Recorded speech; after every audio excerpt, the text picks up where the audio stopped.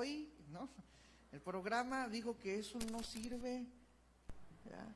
O de venga la alegría, no sé de dónde, ¿ya? El mundo está en la mente de los cristianos, hermano. Es increíble. Creyentes incrédulos. ¿Ustedes ven la paradoja? Creyentes incrédulos. El Señor nos disciplina, y cuando el Señor te disciplina, ¿te duele o no?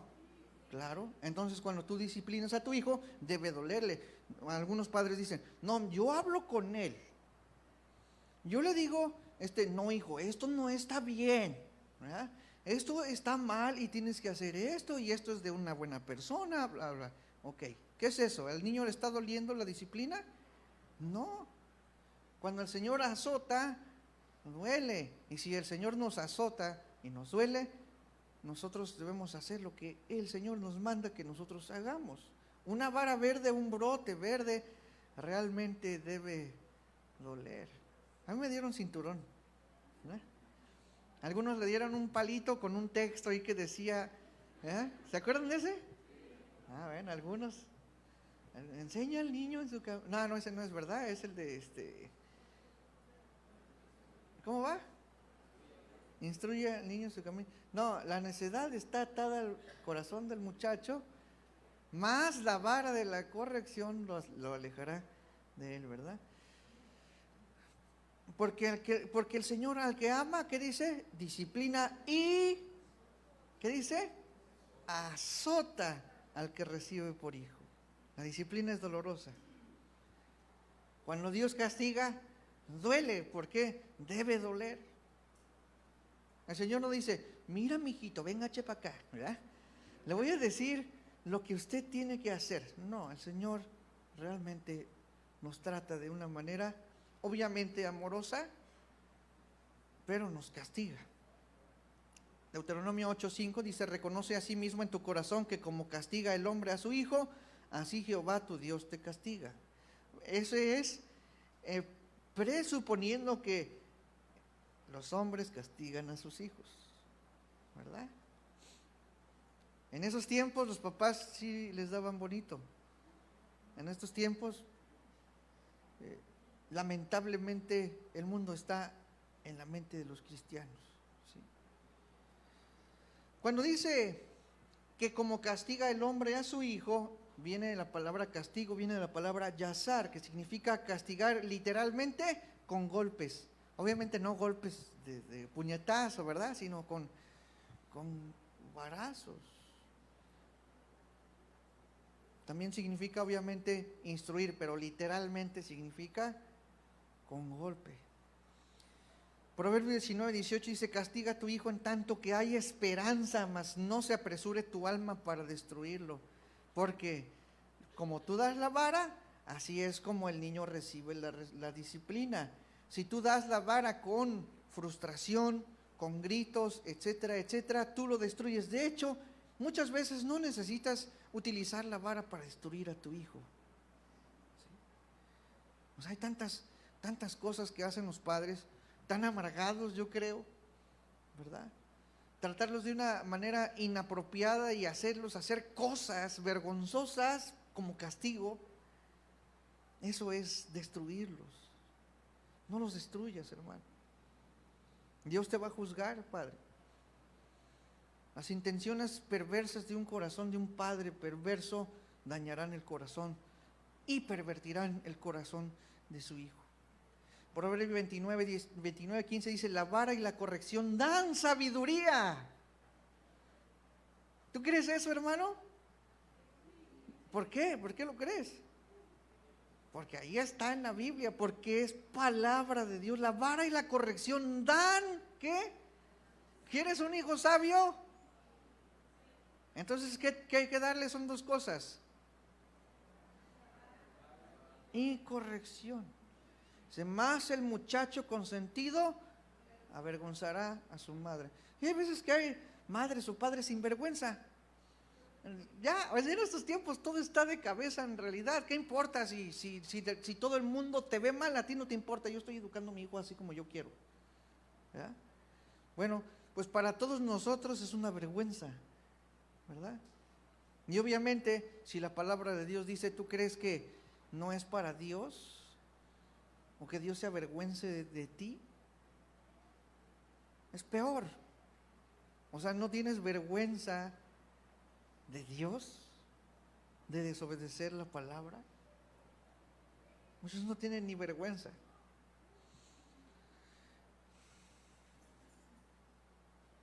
Y para finalizar este tópico, bueno, Proverbios 23:14 dice, lo castigarás con vara y librarás su alma del infierno.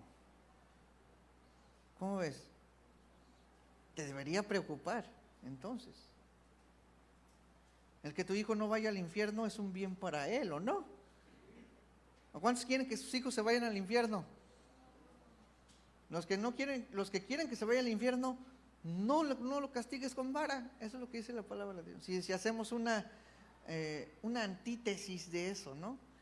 En lo contrario sería, no lo castigues con vara y segurito que se va a ir al infierno. ¿Sí?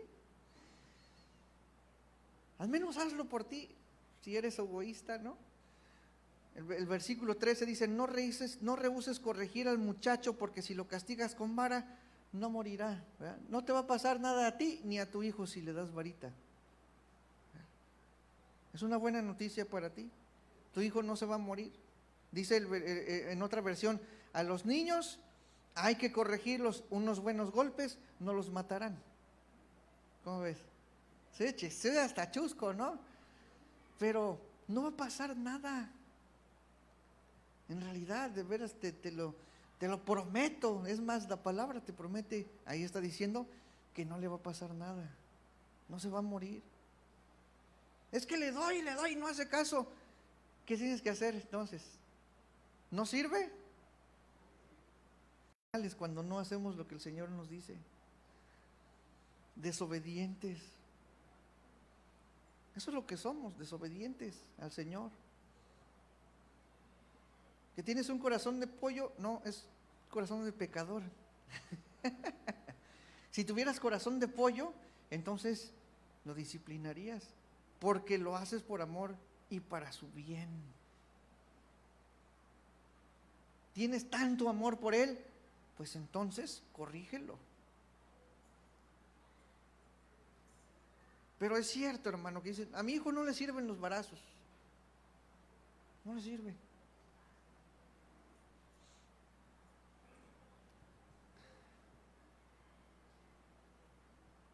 No evadamos nuestra responsabilidad. El mundo, hermano, entonces, no solamente en esa cuestión, hay muchas cosas, filosofías, pensamientos, ideas que están aquí. Pero dice la palabra que nosotros hemos, ¿qué? Vencido al mundo. ¿Por qué? Porque tenemos el Espíritu Santo. Porque podemos vencerlo. Y si la tristeza está en nuestra mente, la palabra de Dios dice, tú has vencido al mundo.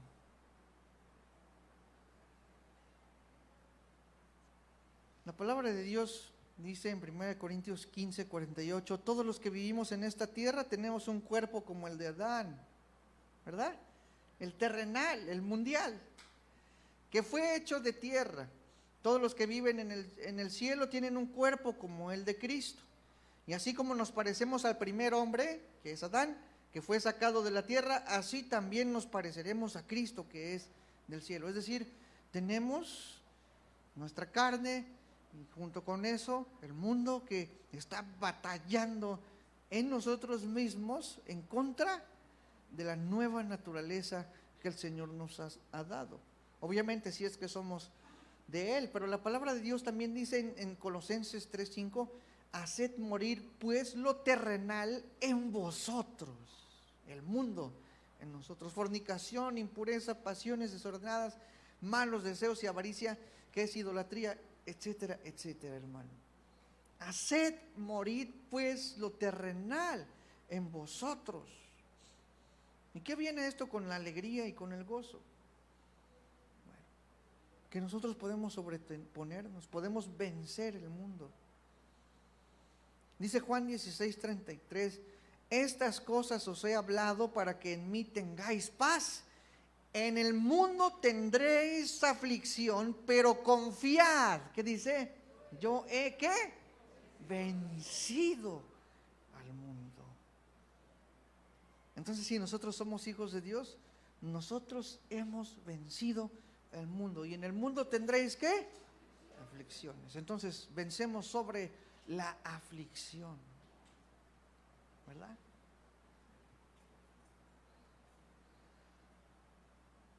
Cuando David estaba cantando, oh, alaba al Señor, él estaba triste en primera, pero él lo que estaba diciendo es, el gozo que está en mí debe, ¿qué?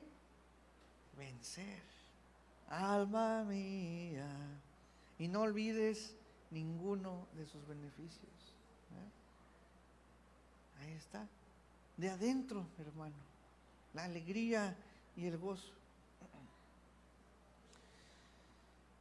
Y cuando hablamos de la aflicción, pues obviamente hablamos de todas las cosas que causan aflicción, que es situaciones adversas, ¿verdad? El mundo en sí trae aflicciones, y de hecho el mundo en nuestra vida trae aflicción también. Nuestras malas decisiones también traen aflicción a nosotros, y no obedecemos, acarreamos aflicción sobre nosotros, sufrimiento, ¿verdad? Entonces, la manera en la que nosotros vencemos al mundo, primeramente es, ¿verdad? Venciendo el pecado en nosotros. Y cuando nosotros vencemos el pecado, nos libramos de un montón de consecuencias malas sobre nuestra vida. Muchos están tristes, muchos están afligidos. ¿Por qué? Porque tomaron la mala decisión de endrogarse en Liverpool. ¿Ah? Y luego, ¿dónde? ¿No? Donde está más caro todavía. Buscas en Amazon y está más barato. Y, ay, ¿por qué lo compré ahí? Pues es que estabas dando la vuelta ahí, viste. Y yo, ay, está en oferta. Y en oferta estaba exactamente lo mismo que en donde sea que lo venden, ¿no? No, es que siempre me han dicho que yo debo tener un carro nuevo, y que un carro nuevo es otra cosa, es algo, y que no vas a batallar, que porque por mucho tiempo no le vas a invertir. Pues sí, pero vas a tener que estar pague y pague y pague todas las mensualidades por 5 años o por quién sabe cuánto que te endrogues, y vas a estar afligido. Señor, ayúdame, ¿por qué me pasa esto a mí? Y el Señor te responde, ¿por qué te metiste en esa bronca? ¿Ya? Entonces, el que es nacido de Dios, ¿qué? Vence no solamente la aflicción del crédito del carro, sino el querer comprar el carro en sí, a mensualidades chiquititas, de 5,000 pesos al mes. ¿Ah?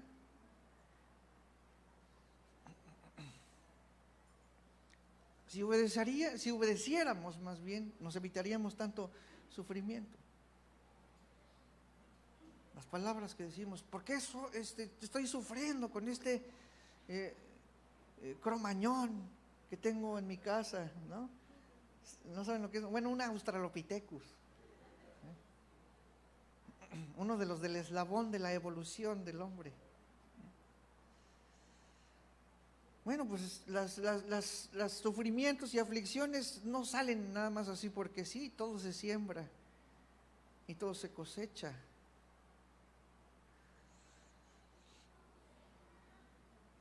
El mundo en nosotros trae aflicción. Deja el mundo en tu vida, no hagas caso de lo que la Escritura dice, no obedezcas, ¿y cuál va a ser el resultado? Sufrimiento. Nosotros vencimos al mundo. Vence al mundo primeramente. Obedece a Dios, obedece a sus mandamientos. Primera de Juan 5:2 dice, en esto conocemos que amamos a los hijos de Dios, cuando amamos a Dios y guardamos sus mandamientos. Pues este es el amor de Dios, que guardemos sus mandamientos, y sus mandamientos no son, ¿qué? Gravosos. Tenemos el poder, hermano, lo tenemos. Y repito, versículo 4, porque todo lo que es nacido de Dios vence al mundo, y esa es la victoria que ha vencido al mundo, nuestra fe, nuestra obediencia, creer el mandamiento, creer el precepto, creer la promesa. Eso es alegría, hermano. Pero los negamos y los desechamos y sufriremos. Circunstancias que no son ajenas a nosotros, sino provocadas por nosotros mismos.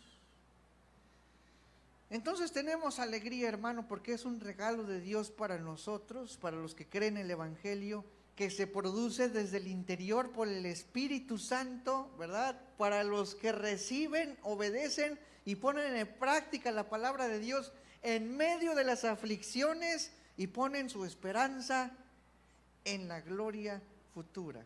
Ese es el enunciado que dijimos la semana pasada, ¿verdad? De principio a fin. Pero bueno, ahora sí vamos a leer Filipenses. Filipenses 1:2. Filipenses 1:1 y 2.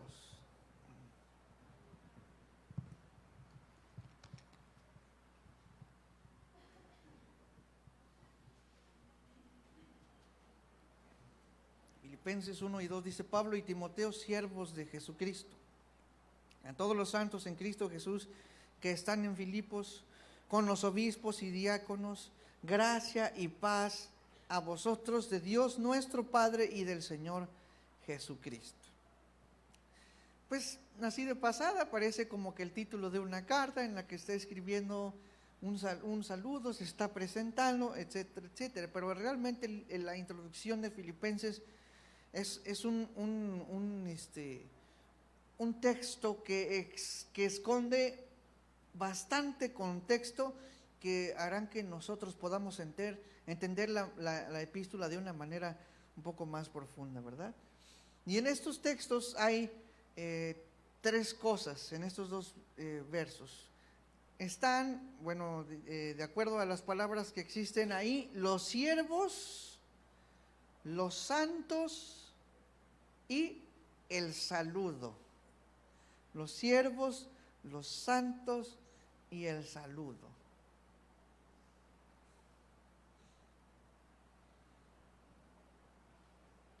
Vamos con el número 1, los siervos.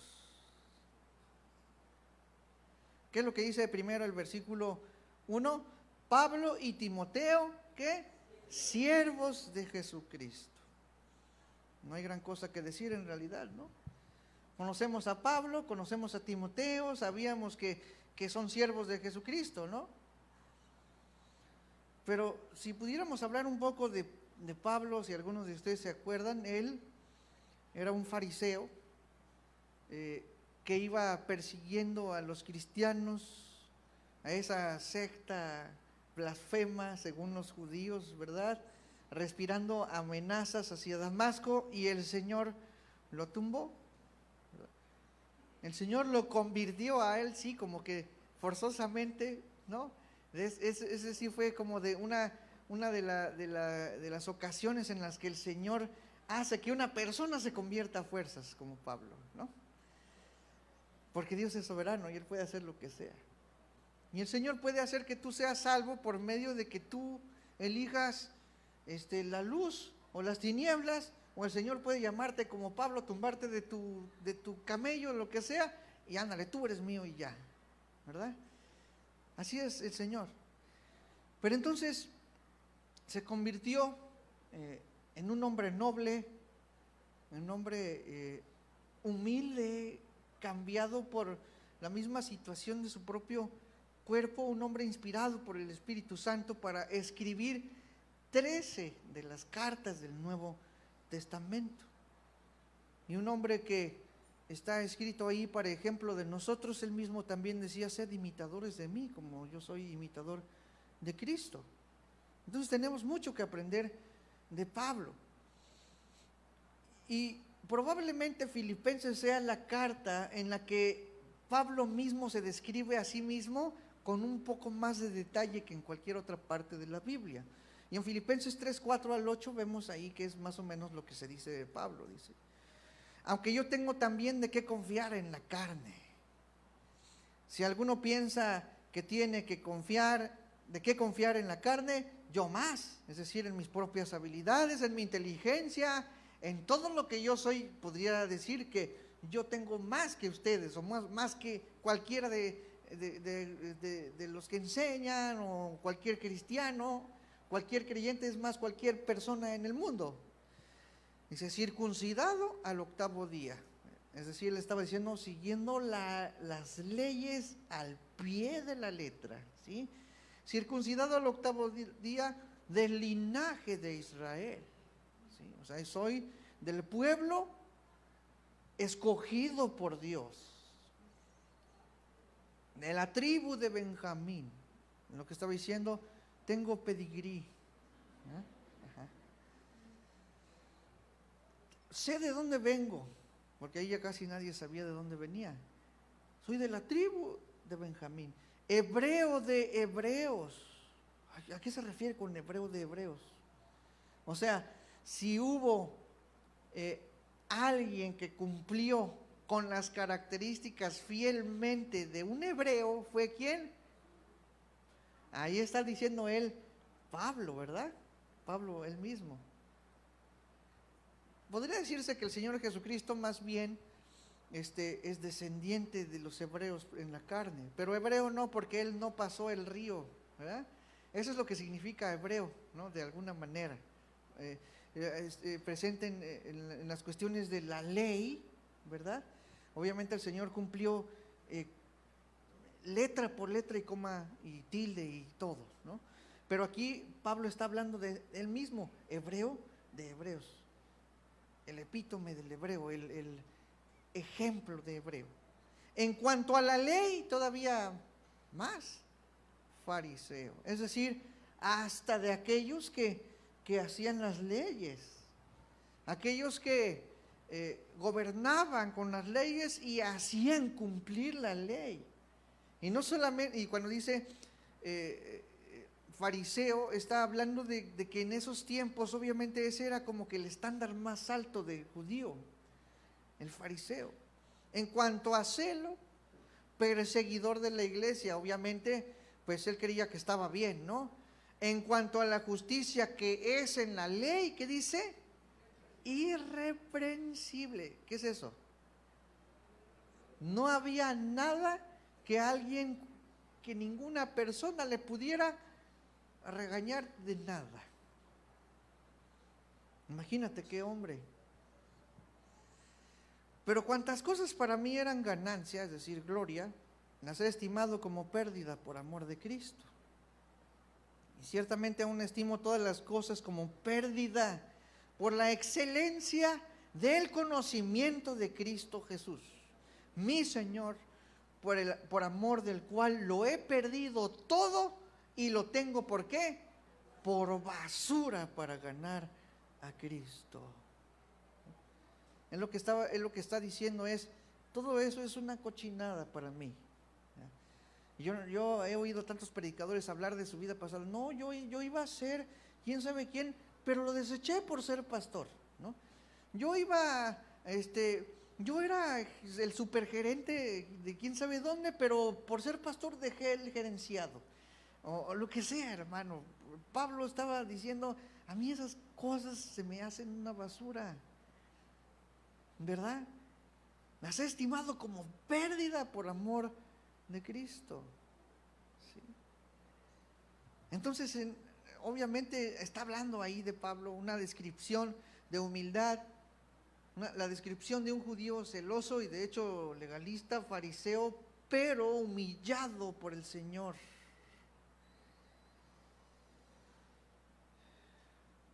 Mandando sus cualidades humanas a la basura, ¿verdad? No quería tener su propia bondad como una proeza humana, como un intento de llegar a Dios. Dice el versículo 9, y ser hallado en Él, no teniendo mi propia justicia, que es por la ley, sino la que es por la fe de Cristo, la justicia que es de Dios por la fe. Y así se entregó a Cristo Pablo, desechando sus obras y poniendo su confianza en Cristo. Ese mismo o ese mérito es Pablo. Y él pasó su vida proclamando ese evangelio por el cual él fue convertido, un hombre transformado, un hombre noble y humilde. Bueno, Timoteo era hijo de Pablo en la fe, así lo dice la palabra, y es introducido en Hechos 16, cuando Pablo visita Derbe en Listra, en el área de Galacia. O sea, de alguna manera podríamos decir que Timoteo era un gálata, ¿verdad? Encontró a este joven que, según cálculos y estudios, la gente dice que tenía 20 años. Timoteo, cuando Pablo lo vio por primera vez. Timoteo fue un amado compañero a quien Pablo le daría la estafeta después de su muerte. El legado del ministerio de Pablo, Timoteo lo iba a cargar. Y Filipenses 2:19 al 20 nos habla de Timoteo. Dice: espero en el Señor Jesús enviaros pronto a Timoteo, para que yo también esté de buen ánimo al saber de vuestro estado, pues a ninguno tengo del mismo ánimo y que tan sinceramente se interese por vosotros. Es decir, Pablo estaba diciendo: no confío en nadie más, no hay una persona tan preocupada por ustedes como yo, que Timoteo. ¿Sí?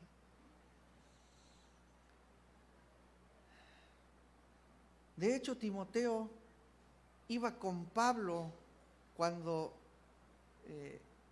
llegaron por primera vez a Filipos. Así que Timoteo ciertamente tenía un amor por esa obra, porque él la vio nacer junto con Pablo. Y la semana pasada decíamos que muy probablemente el vínculo de Pablo, entre Pablo y los filipenses, fue mayor que cualquiera otro vínculo que haya tenido con alguna de las otras iglesias a las cuales mandó epístolas. Pero bueno, él estaba allí, Timoteo, en el segundo viaje de Pablo, ¿verdad? Y luego dice Filipenses 2:21, porque todos buscan lo suyo propio, no lo que es de Cristo Jesús. Pero ya conocéis los méritos de él. Es decir, Timoteo conoce a los filipenses y los filipenses conocen ¿a quién? A Timoteo, que como hijo a padre ha servido conmigo en el evangelio. Así que a este espero enviaros luego que yo vea cómo van mis asuntos, ¿verdad? Él no está buscando su propio interés, yo lo conozco y ustedes lo conocen. Eso es lo que está diciendo Pablo. Cuando la carta dice en el saludo Pablo y Timoteo, siervos del Señor Jesucristo, no quiere decir que Pablo y Timoteo estén escribiendo la carta al mismo tiempo o que los dos sean los autores el libro de Filipenses. Normalmente Pablo dictaba, y los apóstoles, ¿verdad?, dictaban sus cartas, y alguien era quien las escribía. Él solamente hablaba, y muchas veces Pablo en muchas de sus cartas decía: este saludo yo lo escribo de mi propia mano. Así, dejaba de escribir el que estaba tomando el dictado, y como unas 3 cartas dice: este saludo lo escribo de mi propia mano. Y también cuando escribe Filemón, ¿se acuerdan? Él no está escribiendo, pero cuando él habla acerca de que te voy a pagar, mira, aquí yo te estoy poniendo mi firma de confianza, de aval de que yo te voy a pagar. Y así hacían los apóstoles. No escribían sus cartas, les dictaban a alguien más, pero ellos ponían la firma del nombre que la emitía, ¿verdad? Entonces, a ninguno tengo del mismo ánimo. Probablemente Timoteo haya sido quien escribe la carta, ¿verdad? Pero el autor sigue siendo Pablo. Eso es nada más para que lo anoten, Romanos 16, 22. Si yo, Tercio, que escribí la epístola, os saludo en el Señor. ¿Quién escribió la epístola de Romanos? Tercio. Ajá. No la escribió Pablo, pero ¿quién fue el autor? Pablo. Ajá. Dice, yo, Tercio, que escribí la epístola, os saludo en el Señor. Obviamente toda la carta dice que él es Pablo, ¿no? Por ejemplo, Romanos 1:1, ahí nos dice que es Pablo el que le escribe, digo el autor, no el que le escribe. A ver, se me bloquea aquí esta cosa. Miren, 1 Corintios 16, 21, apúntenlo nada más. Yo, Pablo, os escribo esta salutación de mi propia mano, dice. Colosenses 4, 18, la salutación de mi propia mano, de Pablo, dice, ¿verdad? Gálatas 6, 11, en la versión traducción lenguaje dice, traducción del lenguaje actual dice, esta parte la escribí yo mismo. En ciertas partes, según el de las Tesalonicenses 3, 17, dice, la salutación es de mi propia mano. Entonces, eso es muy común para Pablo escribir. Entonces, seguramente cuando dice Pablo y Timoteo, siervos del Señor Jesucristo, está haciendo alusión de que Timoteo es quien está escribiendo la carta y Pablo es el que está dictando, ¿verdad? Ahora, Timoteo era su compañero y seguramente también cuando él pone de título Pablo y Timoteo, está poniéndose en el mismo lugar de siervos del Señor Jesucristo para darles a entender a los filipenses, te lo voy a mandar, recibe a mi compañero Timoteo que es siervo igual a mí, ¿sí? Siervo conmigo. Timoteo se convirtió en una parte vital del ministerio de Pablo. Sirvió junto a él durante años y ahora pues está a la mano de Pablo para escribir esta carta en su prisión. Pablo está prisionero ahí, ¿verdad? Lo menciona 4 veces en el capítulo 1. Timoteo no está prisionero ahí. Y en las cárceles romanas había ciertas personas que tenían privilegios de recibir visitas, llevarles comida, atender necesidades físicas, hasta médicos a veces, ¿verdad? Depende de la persona y de la situación. Pero no es así como en la película de Pablo, apóstol de Jesucristo, en donde Lucas se va, se escabulle y así como que se esconde. No, Lucas entró allí porque podía entrar. Y Lucas entró en esa cárcel antes de que fuera ejecutado por el emperador Nerón. Y así en otras ocasiones se ve que Pablo dictándole a alguien que fácilmente puede salir de ahí y llevar la carta a otra parte. Entonces, la primera palabra que dicen Pablo y Timoteo, siervos de Jesucristo. Ahora, está poniéndose un título no de nobleza, ¿verdad? Porque cuando en nuestra mente tradicional cristiana la palabra siervo se oye muy siervos de Jesucristo, ¿no? Y de hecho hasta en algunas iglesias dicen, ahora con ustedes el siervo del Señor Pancho López, ¿verdad? Ajá. Normalmente el siervo. No, usted es el siervo del Señor, ¿no? Así como que un título de ustedes Sir Benjamín, ¿no? Así, algo así. Como un título de nobleza que no, en realidad aquí no está diciendo eso. Pablo y Timoteo, esclavos de Jesucristo. Eso quiere decir. La palabra siervo, del griego doulos, quiere decir literalmente esclavo. ¿Qué es un esclavo, hermano? Es una persona que sujeta su voluntad a la voluntad de otro para agradar a otra persona. ¿Cuántos siervos del Señor hay aquí, hermanos? ¿Cuántos son hijos del Señor? ¿Adoptados del Señor? ¿Esclavos del Señor? Cuando tú dijiste, yo acepto, te acepto como mi Salvador y mi, ¿qué estás diciendo? Me estoy haciendo un esclavo tuyo. Señor quiere decir amo. ¿Sí? Entonces todos nosotros somos esclavos del Señor, pero a veces no parece, ¿verdad? ¿Sí o no?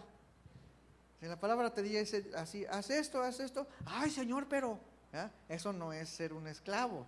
O el esclavo le responde al Señor, no, ¿verdad? Ahí está. Bueno, entonces, pero titularmente somos esclavos del Señor. ¿Sí? Entonces, Pablo y Timoteo, esclavos del Señor Jesucristo. No se estaban dando un título de nobleza, no se estaban adjudicando la autoridad suprema, ¿verdad? Nada de eso. Normalmente a los apóstoles les gustaba ponerse ese título al principio en los saludos de su carta: Pedro, siervo del Señor, esclavo del Señor. Un término que transmite la idea de lealtad, de posesión, de que es propiedad de alguien, de dependencia, de sujeción, de obediencia absoluta, y todo lo que se refiere a la vida de un esclavo. Eso significa siervo. Alguien que está dispuesto a hacer lo que Dios quiere, como Él quiera, a la hora que quiera y donde Él quiera. ¿Cómo ves? Así, sometidos. En esa sumisión, hermano, nosotros somos felices. Somos felices. Servicio dispuesto. Cuando pensamos en esclavitud, a veces pensamos en trabajos forzados, ¿verdad? Porque eso es lo que tenemos más cerquita, ese tipo de esclavitud. Pero ya hemos hablado de la esclavitud en esos tiempos y cómo se veía la esclavitud en esos tiempos. Y cómo hasta en el Antiguo Testamento daba indicaciones para una persona que decía, después de que haya pasado el tiempo y podían ser libres, el esclavo podía decir, ¿sabes qué? Yo no me quiero ir de aquí, yo amo a mi amo, disfruto tanto trabajar para él, así que hazme la señal en la oreja y voy a ser tu esclavo para siempre por amor. O sea, eso se podía hacer antes. Ahorita pues entre las personas a veces ni lealtad hay, ¿verdad? Pero eso es una sumisión dispuesta, no una sumisión obligada. Obviamente los que se sienten obligados pues no son esclavos del Señor Jesucristo. Una sumisión dispuesta, amorosa, voluntaria, un vínculo real, sumisión real.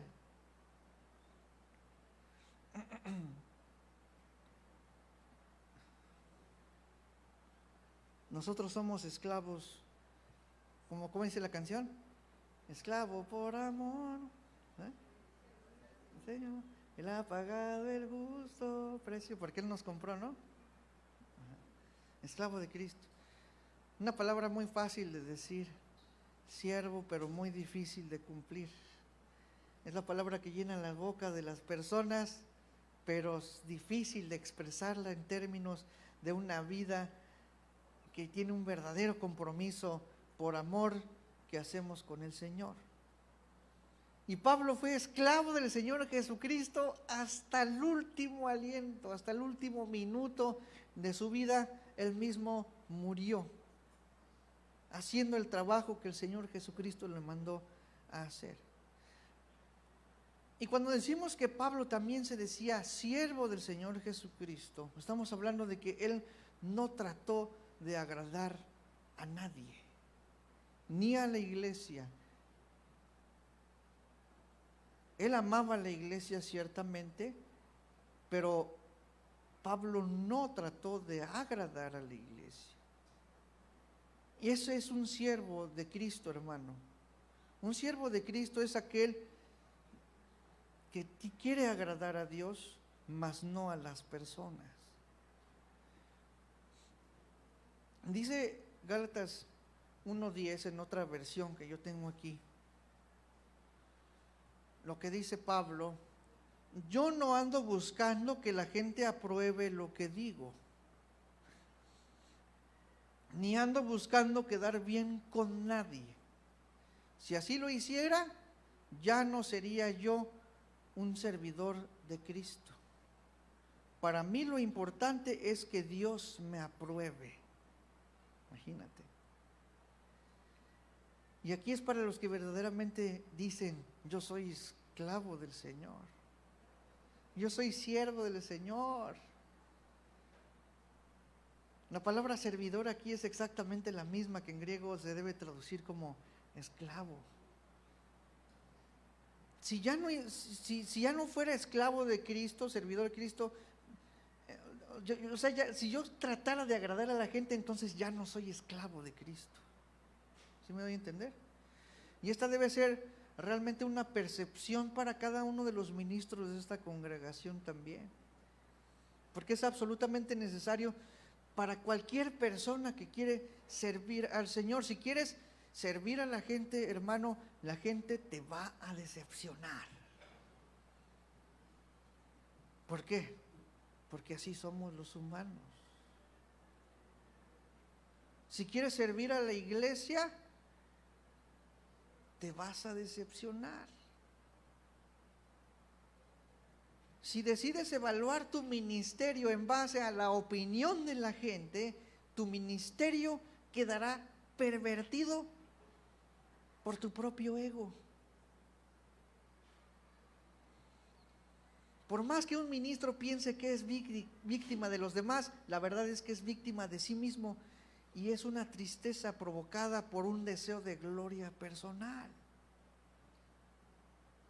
Nosotros no nos servimos a nosotros mismos, ni servimos a las personas. No sé si me doy a entender. Servimos al Señor, servimos a Dios. Pero si tú decides evaluar tu vida y tu ministerio en el Señor Jesucristo, entonces tú estás caminando rectamente, hermano. Porque el camino hacia el Señor no se puede pervertir, no se puede desviar. El Señor ha trazado un camino derechito. Tú no te sales ni para allá ni para acá si tu vista como ministro está en el Señor. No te vas a desviar, hermano. No te compares con nadie. Obsérvate y compárate a ti mismo en la Biblia. Cuando el Señor le dice a Pedro: Pedro, ¿me amas? ¿Y cuántas veces le preguntó? Y podríamos entrar en detalles en el que la palabra me amas, las 3 veces son palabras diferentes en griego, pero la perspectiva que yo quiero que veamos ahorita es: Pedro, ¿me amas? ¿Qué le dijo Pedro? Sí, Señor, tú sabes que te amo. ¿Y qué le respondió el Señor Jesucristo? Apacienta mis corderos. Es decir, te ordeno que hagas esto. O el Señor le preguntó: Pedro, ¿amas a mis ovejas? Entonces apaciéntalas. No, el Señor no le dijo: Pedro, ¿amas a mis ovejas? No, Pedro, ¿me amas? Es el camino recto, derecho del ministerio, hermano. ¿Me amas? Entonces, sé responsable con lo que te estoy dejando que tú hagas. En otras palabras, y para cualquier otro tipo de situaciones, podría para un ministro decir: no te rajes, dijiste que me querías servir, ¿sí o no? ¿Cuántos le dijeron al Señor: Señor, yo te quiero servir? Y cuando el Señor los llamó, entonces le dice: bueno, entonces haz lo que te digo. ¿Me amas? Ahí está. Fíjate cómo dice Samuel 15:15. Y los siervos del rey dijeron al rey: he aquí, tus siervos están listos a todo lo que nuestro Señor el rey decida. Así es como debemos ser nosotros con el Señor Jesucristo. Y Cristo decidió que Pablo tenía que servirle, y Pablo no se rajó. Y aunque Pablo le dijo: Señor, quítame esto que está afligiendo mi alma y mi cuerpo, el Señor le dijo: ¿qué? Bástate mi gracia. ¿Qué dijo Pablo? Está bien, Señor, mi amo, mi dueño.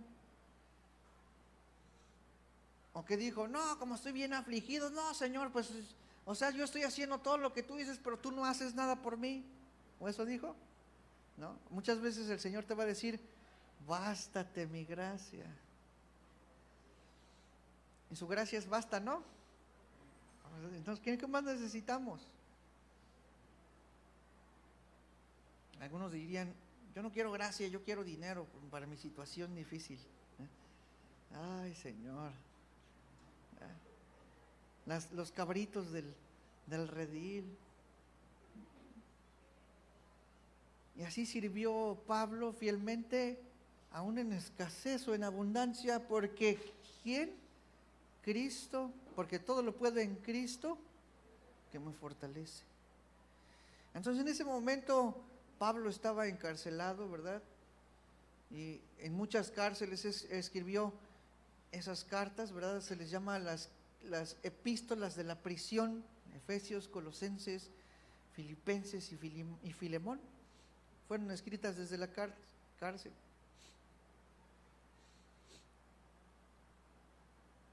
¿Y dónde estaba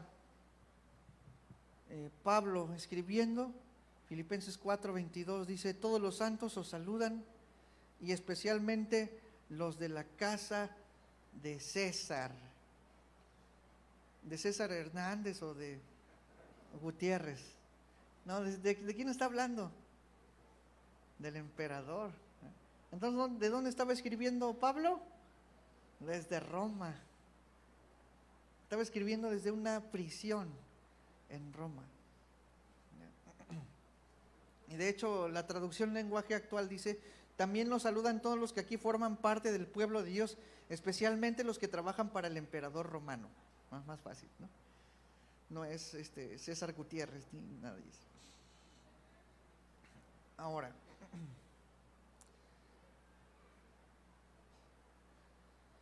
número 2, los santos.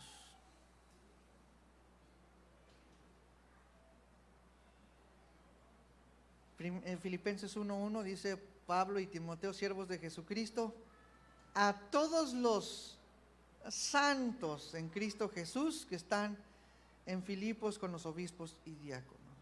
O sea, junto con el liderazgo de la iglesia. O sea, les saludamos a todos los santos y a los líderes de la iglesia. Ahora, ¿qué es un santo, hermano? ¿Es alguien a quien se inmortaliza en una estatua? ¿No? Alguien que es canonizado, ya es santo, ya, ¿no? Un niñito decía: son personas muertas que pusiste en la pared de la iglesia para impedir que entre la luz. ¿Eh? Y sí es cierto, ¿no? O sea, no les llega la luz del Señor. Y hay veces que a lo mejor algunos de nosotros, los santos, también impedimos que entre la luz en la iglesia. Entonces no es San Fulano, no es San Perengano, San Nicolás, ¿cuál es el de aquí, el lindito? San Diego. No, esos no son santos. Santos es una designación que utiliza la palabra de Dios para todos los que tienen una vida nueva en Cristo. Todos los cristianos somos, ¿qué? Santos. A ver, les pide que levanten la mano, ¿verdad? Pero ¿cuántos santos hay aquí? Ándenla, no sean penosos. ¿Ah? Obviamente les voy a decir pues que se vea, ¿no? Pero somos santos, la palabra de Dios dice que somos. ¿Sí? Santo significa apartado. Quiere decir separado, quiere decir, de hecho, diferente. Diferente. No está hablando de personas súper piadosas, ¿no? De personas súper perfectas o súper milagrosas, ¿no? No, todos los creyentes, hermano. Primera de Corintios 1:2 dice a la iglesia de Dios que está en Corinto, a los santificados en Cristo Jesús, llamados a ser santos con todos los que en cualquier lugar invocan el nombre de nuestro Señor Jesucristo, Señor de ellos y nuestro. ¿A quién le está diciendo santos Pablo aquí? ¿A quién? A la iglesia de ¿quién? ¿Y se acuerdan cómo eran los corintios? ¿Cómo eran? Eran bien carnales, ¿no? Aún así, Pablo les dice, ¿qué? Santos.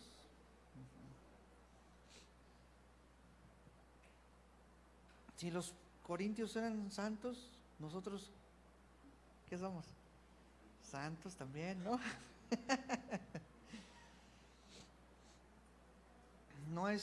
Santo no es Superman, no es el hombre perfecto. Y dice Pablo, apóstol de Jesucristo, por la voluntad de Dios, a los santos y fieles en Cristo Jesús, que están en Éfeso. Ese es en Efesios 1:1. Alguno diría, entonces para mí no es la carta, ¿verdad? Pero no, sí, somos santos, para todos. Esas son estas cartas. Somos justificados en el Señor, somos santificados en Cristo, somos separados, somos apartados, somos diferentes del resto del mundo. ¿O quién no puede decir, nosotros realmente somos diferentes y hacemos una diferencia con las personas de nuestro trabajo?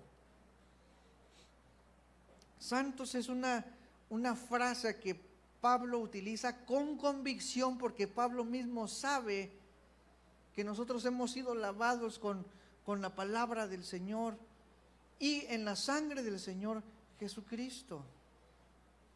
Somos santos ¿en quién?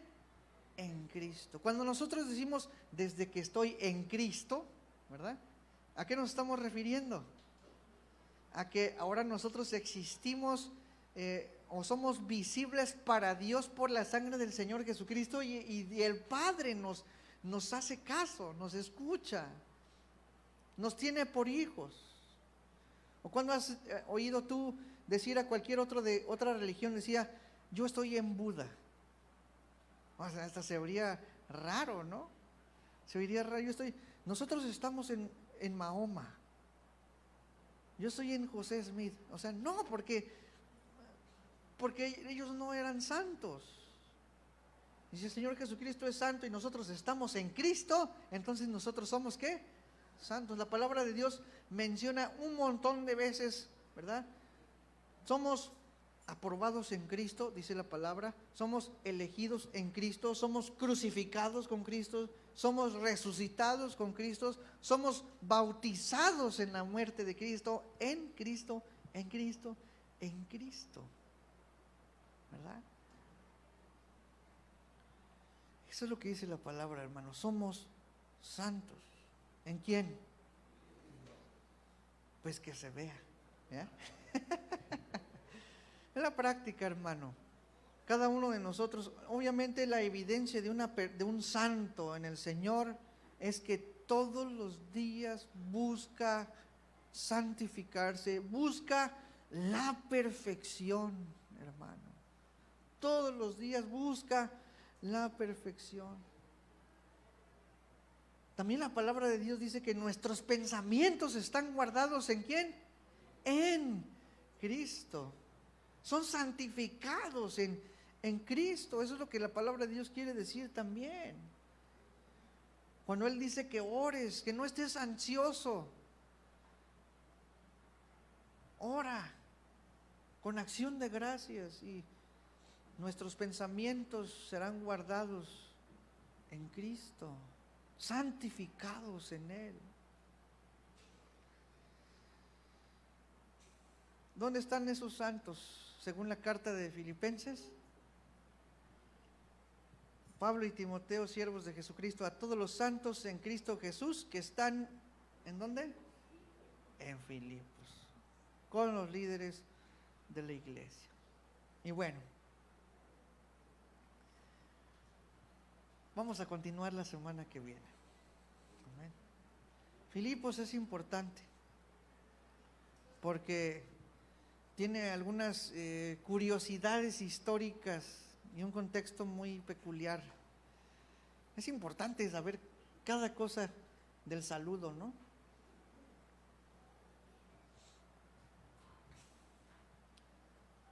Vamos a ponernos de pie.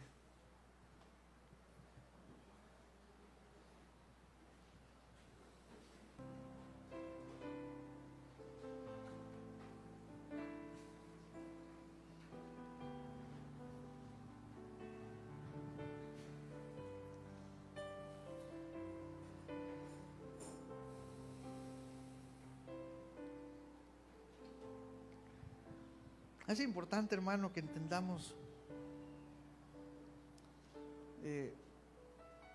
la cualidad de ser un esclavo de Cristo. La palabra de Dios también dice que Él nos creó para su gloria.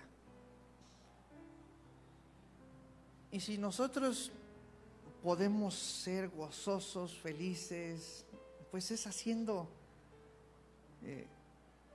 para lo que Dios nos creó. Porque internamente, hermanos, si nosotros fuimos creados para eso, nosotros tenemos esa vocación interna. Y cada hombre por eso busca a Dios. En donde sea, está tratando de buscar y sabe en su conciencia que hay un ser superior. Y en sus religiones, Satanás los engaña, ciega la vista del mundo para que no conozcan la verdad. Pero en el corazón de la gente está el tratar de buscar en algo que está más allá de lo que ellos pueden comprender. ¿Por qué? Porque internamente, hermano, en el corazón de cada uno, cada humano, bien sabe que hay Dios. Y en la misma creación reclama la actividad. El mismo ser del humano reclama adorar a Dios, porque esa es su vocación por la cual fue Dios creado. Pero obviamente, hermano, nuestra carne pues nos aleja.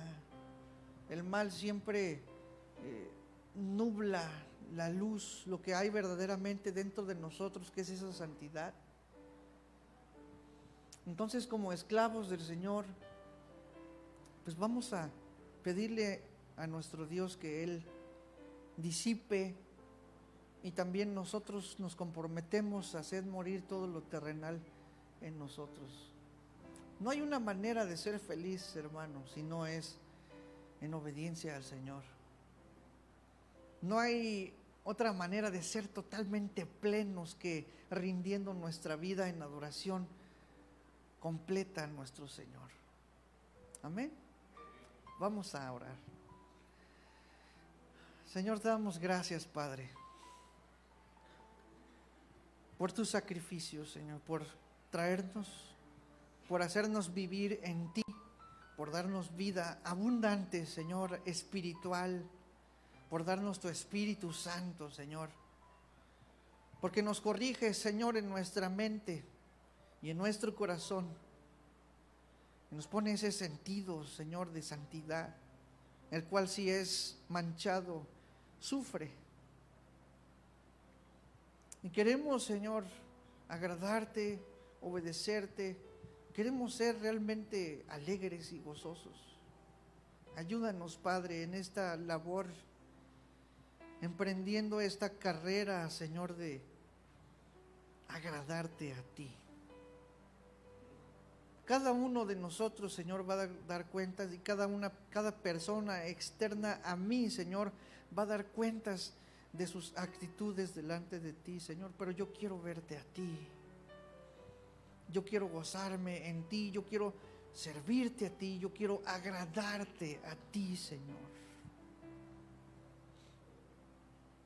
Porque soy esclavo tuyo. Y en esta mañana, Señor, así como al principio cuando tú tomaste nuestra vida, Señor, y te dijimos, quiero que seas mi Salvador y mi Señor, retomo, Señor, mi compromiso de hacerte el Señor de mi vida. Señor, yo quiero ser un esclavo. Dilo al Señor en voz alta. Señor, yo quiero ser un esclavo, Señor, fiel para ti. Gracias, Padre, por tu iglesia. Gracias, Señor, porque nos pusiste también para edificarnos los unos a los otros, Padre. Porque no has desechado el amor entre nosotros, Padre, pero te amamos primeramente a ti. Y eso queremos, Padre, edificar tu iglesia por amor a ti. Porque tú eres digno, Señor, de todo servicio, de toda alabanza y de toda adoración. Queremos ser alegres y gozosos. Permítenos, Señor, ver ese gozo, Señor, que tenemos en nuestra salvación. Te bendecimos, Padre, por siempre. Todos los días, Señor, queremos entregarte nuestra vida. Diariamente, Señor, cada mañana, cada atardecer, Padre. Todo es tuyo, Señor. Lo entregamos delante de ti en el nombre de Cristo Jesús. Amén. Amén.